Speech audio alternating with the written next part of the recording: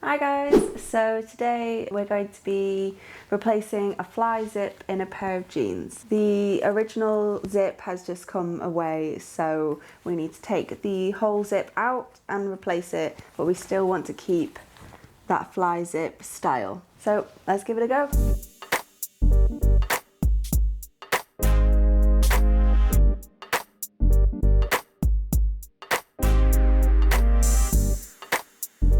So what we're going to need is a pair of scissors, a needle and thread, an unpicker, another replacement zip that we can use, and lots of pins. There are a few layers to creating a fly zip. So we've got the panel at the front that overlays the zip, and this piece at the back is a separate piece, so that will start to come away as we unpick along the back there.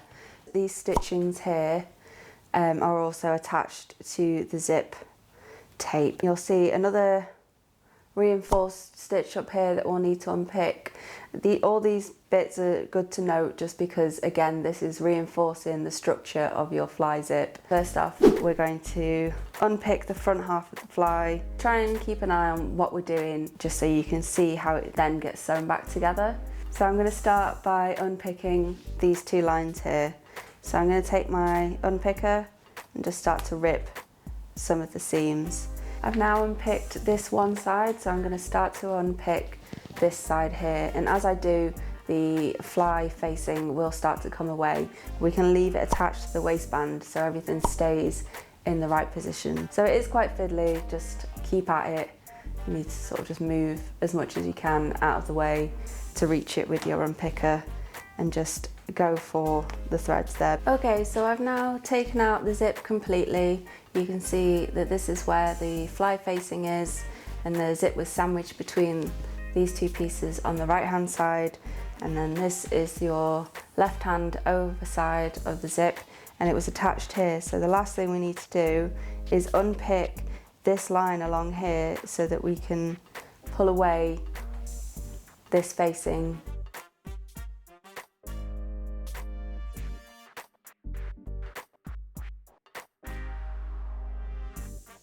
We're going to work on one half of the zip at a time, so we'll be pinning it into place and tacking at the same time, ready to go under the machine, and then we'll work onto the other side of the zip. So first we need to try and line up the tape of our zip from the original stitching. You should be able to see the puncture holes from the stitching. I'm actually going to start to trim down the top of my tape with my zip, but not go below the metal stoppers that stop the zip from going too far. This is just so I don't have so much bulk that I tuck away into the waistband. So we want to do the left hand side of the zip first. So I'm going to turn the zip facing downwards so that the back of the fly is facing the front of the zip. And then I'm going to line the outside edge of the right side of the zip with the outside edge of the fly. So when we line them up, and don't forget to tuck a little bit into the waistband so that the raw edges are tucked away. And then we're going to pin along here, but not through all the layers, just through the fly facing here. So I'll show you. So this bit's a bit fiddly, but this is why we're going to be doing a tacking stitch in a bit as well. So I'm pinning through just the one layer. Don't worry if you picked a zip that's longer than your original zip, because once we've sewn everything into place, you can trim it down. We're going to tack it into place just through to this layer here, so we're not sewing all the way through to the front. I'm going to use a contrasting thread so that I can see my tacking stitches and take them out afterwards. So it's not a pretty stitch for tacking, it's just holding it into place, and it's just through this one layer here.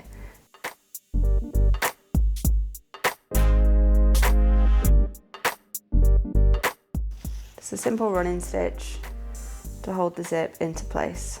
So we've now fully tacked this zip into place, and we're going to want to sew 2 rows of stitching along either side of the tape. So we're going to have one close to the outside edge and then one close up to the teeth so that it folds over and opens like this. So let's get the machine set up. So first things first, on our machine we're going to need to change to a zipper foot. The zipper foot allows us to get closer to the teeth of the zip. I've already got my machine threaded up. I'm set up on a straight stitch with a fairly short length of stitch, just so it's more secure. So I'm going to sew the left hand side of the zip tape first, and then it'll be easier to get up and close to sew around the actual zip head. So I'm going to move it so that the foot is positioned and ready to sew on the left hand side. Now we're going to sew along the outside edge of our tape, and we're going to do a reverse stitch at the beginning and at the end, and it should hold into place nicely because we have tacked it into place.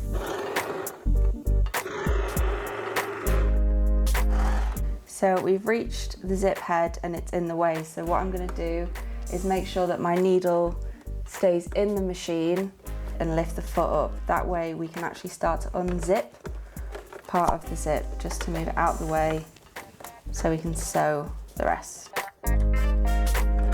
Okay, so now it's out the way, put the foot back down and we'll sew up to the end. And there we have the first side of our zip. So we've sewn all along this outside edge here. So now we need to sew onto the inside edge to hold the zip into place so it's extra secure.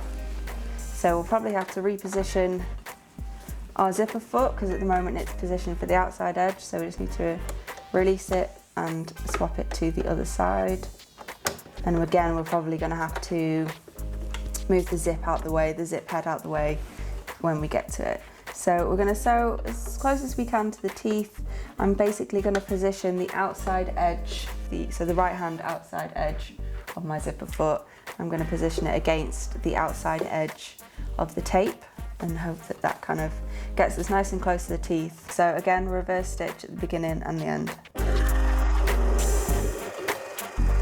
Don't worry too much if you do end up sewing over your tacking stitch. It just will be a bit fiddly to unpick, but it will come out.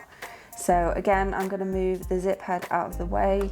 So I've made sure my needle is in the machine and I'm lifting that foot up, and I'm just going to unzip it as much as I can.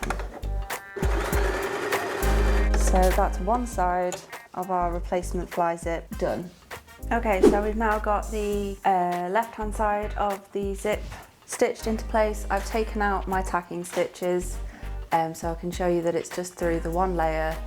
So we will eventually be sewing that fly facing down, but now we need to attach the right hand side and sandwich it between these two pieces. What I'm going to do is pin the top layer first to the tape of the zip and tack that into place, then I will pin it to and tack the fly back here. So it's just a matter of lining it all up. You might actually find it easier to unzip it so that you don't have this bit in the way. The main important thing is just to try and keep it as flat as you can so it's lined up at the bottom. So it will overlap slightly and it is just a bit of a fiddle. So I've got the bottom here lined up, so I'm going to get a pin and pin it into place and just pin through that top layer, and then I'm going to work my way up, pinning just through the top layers. And I'm just going to try and get that folded edge as close as I can to the teeth of the zip. And then we're going to tack it into place and then zip up the zip just to make sure that everything's in place. We're tucking in top of the zip into the waistband so you've got no raw fraying edges coming through. So that is the top layer of your fly zip pinned into place and pretty lined up, I think. This just needs to get tucked into the waistband so it will line up. So I'm going to tack that into place first, again with using a contrast thread so I can see it to take it out later. And I'm going to pin the back of the fly facing and tack that ready to go under the machine again. So I've tacked into place so I can take my pins out. I've tested it by closing the zip up and seeing if it still lines up. So it shouldn't be bulky when you wear it, and then you can start to see now how the zip comes together to create that fly. And the reason why we do so much tacking with this is As you may have noticed, it can move around quite a lot, your zip, whilst you're sewing, especially when you reach the zip head. So you can see here now how that back of the fly facing fits in. Pretty much the outside edge of the facing lines up almost with the outside edge of the tape. So we're just going to line it up, pin along, tack it, and then get it under the machine. So now I've got the other side of my fly all tacked into place, so it'll be nice and easy to run through the machine. We're going to do the 2 rows of stitching again to make it extra secure so that your trousers don't snap and they don't come undone, and then we'll make sure that it lines up. Okay, so we're just going to sew on the inside edge now, and we're going to do a reverse stitch. We're going to watch out for the button. We're just going to sew as close as we can to the teeth, but obviously not on the teeth.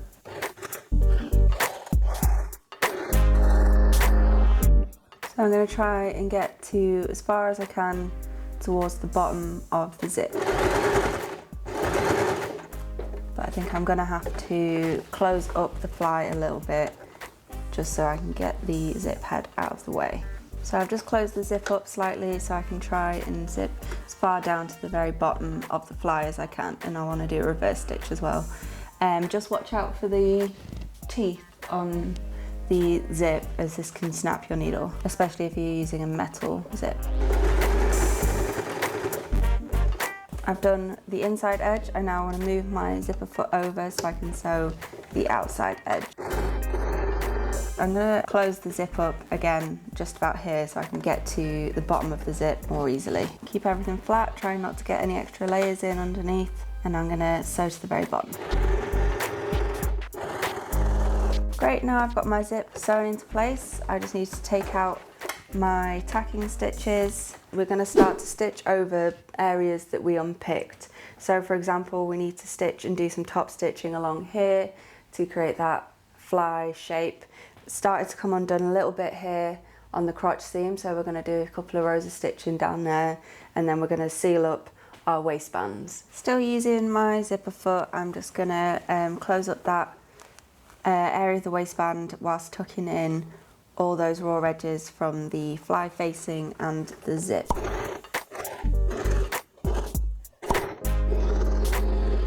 So I've now stitched up this end of the waistband just so that the raw edges of the zip and the fly facing are tucked away, and I'm going to do the same again on the other side. I'm still using my zipper foot at this point, just across the teeth. And now we just need to close up the bottom of the crotch seam, so I'm just going to zip the whole trousers up all together so we can see how they line up, and then it's 2 rows of stitching that I can visibly see here. So I'm just going to have them lie nice and flat. I might stick a couple of pins in just to make sure nothing comes loose. So I'm just making sure that the back's not in the way. It's going to be quite bulky through the machine, so go slowly. So now we just need to do the other side. Trim away your threads. And finally, we need to do that curve top stitching. So I'm actually going to just look at where the original stitching line was, because it kind of shadowed into the denim. As I can get into the bottom, I'm going to actually zip back up again, but I actually want to just make sure that that fly facing on the right hand side is out of the way first.